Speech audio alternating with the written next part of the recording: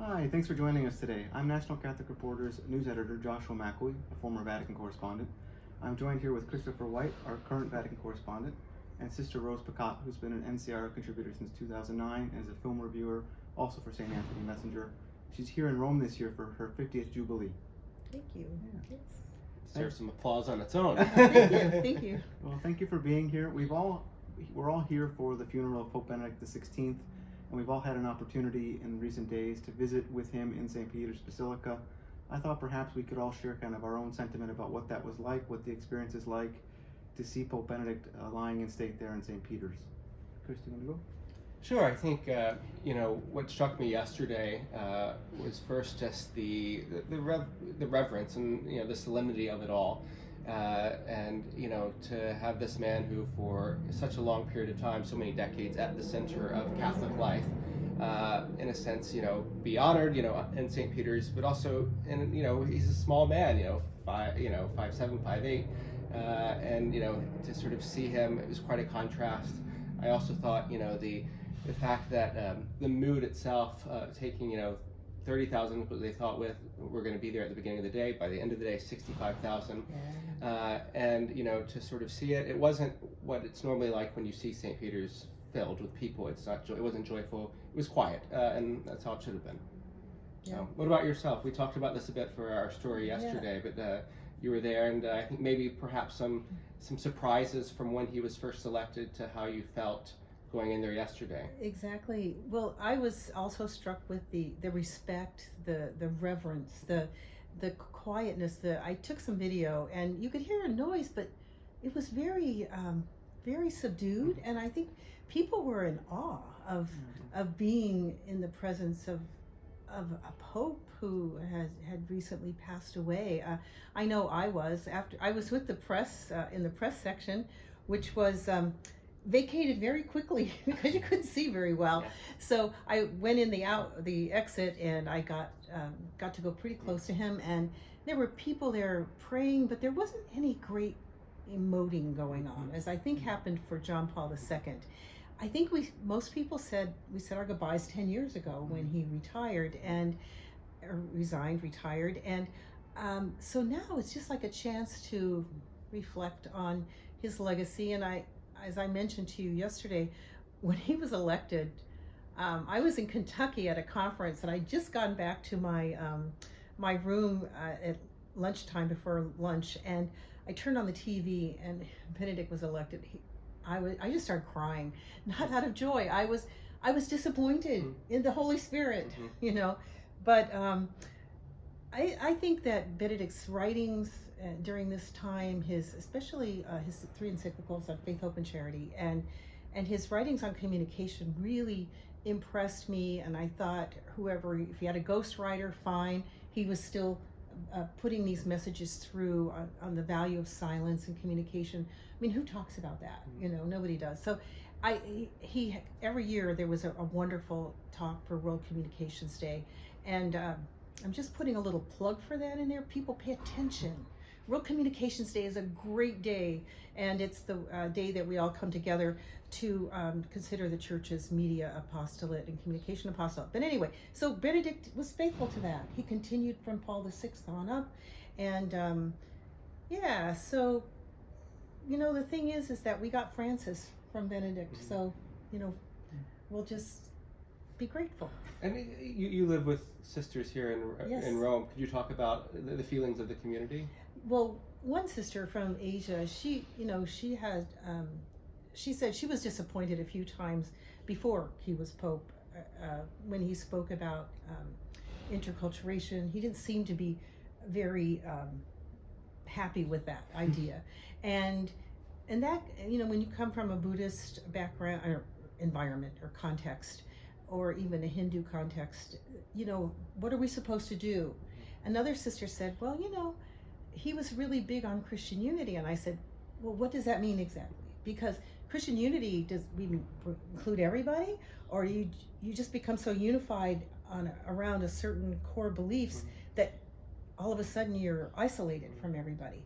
So she was from Africa, and she said, well, I have to think about that. So but we're talking anyway, so it's helping us to kind of share our thoughts and to maybe deepen our idea of who Benedict was and his influence on us. Yes. Josh, perhaps you could say a few things about your experience inside the Basilica, but also maybe give us a bigger perspective for our listeners. Josh has a wonderful obituary. It's the best out there that you'll read on Pope Benedict XVI's legacy. And so perhaps give us a taste of, his legacy as both a theologian and as Pope.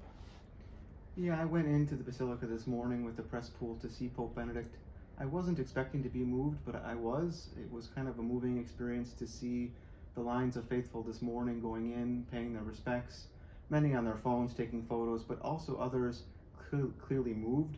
There was a group of religious, I think a few sisters and a father in habit, I don't know what order, and they were just on their knees with a rosary praying, and they were clearly moved by this person who they respected, who they saw as in whatever light, and it was quite moving to see. And I think what the Vatican has done is quite respectful, giving the faithful time to come, to say goodbye, and kind of mark this moment of the life of the Church and then of Pope Benedict's journey with God. When I wrote the obituary, it was something I had been working on for a long time, and I was trying to get at the different layers of this character, this person who had been a cardinal and archbishop, had been the prefect of the doctrinal office at the Vatican, and then Pope. And I think what anyone would say is he was an extraordinarily complex figure, and I think we captured that a bit in the obituary. He was a theologian, very interested in deepening our understanding of how God was at work, how God is at play in our world, what the Holy Spirit is doing in our times, but also someone who at the Vatican and at the doctrinal office after the Second Vatican Council really clamped down on dialogue, tried to make very clear some of the distinctions between what it was okay for theologians to do and not to do, kind of contrary to what you might expect from someone who had been an academic and had seen academic debates and how people kind of test theories, write things maybe that they don't know if they completely believe in but want to try out. And what we saw, I think, from then Cardinal Ratzinger, and this is from several of the theologians we interviewed in the piece, was this tendency to kind of clamp down on debate, to silence theologians, to threaten theologians with censure, especially theologians who were part of religious orders. He would threaten the orders with some sort of punishment or some sort of indictment if that person would continue to write. And clearly he had a negative impact on many people's lives. Even to this day, people are still kind of reckoning with the way they were treated by the Holy Office and by Cardinal Ratzinger. I think what we saw in the papacy was a little different. We saw a softer face, a pope who was no longer serving under Pope John Paul II, but was creating his own papacy, his own image. And clearly the recognition at the end of his papacy that he needed to resign was shocking at the time. I think it will still be shocking for years to come. And 500 years from now, when they're writing the big book about the 21st century, I think it's going to be a pivotal moment. Benedict took a risk. He said that he didn't know who would be next, but that the Holy Spirit would be in charge. He could trust in the cardinals to elect the next pope, and trust that they would elect someone who could decide kind of what the church should be doing in the modern world, and maybe do it better than himself, which I think is a real testimony to a person who had some strong strength of character and some strong faith in the church and in the Holy Spirit, and I think kind of surprised many people at that moment, and still is surprising today. Absolutely. Yeah. Is there anything else anyone wants to share about this experience or being here? I just want to mention the idea of humility. I think that's what I take away from Pope Benedict because of his resignation and living, in the background for these years. I mean, even trying to negotiate a way of being a retired pope, a Pope emeritus, with a pope like Francis, who's pretty much out there. And so, I don't know, I think I'm left with a sense of reverence for his reverence for God and in reverence of him, and then that humility and courage to do what he did at that time, to resign. Yeah, I think that's certainly what Pope Francis said when he uttered his first words about Benedict last Saturday night. He highlighted his particularly his sacrifice. Mm. And I think that's a word that sort of echoed around Rome in recent days. Yeah, it's a bit surreal that we're on, the last time we celebrated a papal funeral, he was the celebrant at John Paul II's funeral. Imagine. And now we will, be attending, covering his funeral on Thursday. And so quite a moment to be about, that we're on the verge of witnessing. So. Yeah. I think that's a good place to leave it. Thank you both for joining us today. Thank you for joining us online. Be sure to to follow National Catholic Reporter at ncronline.org.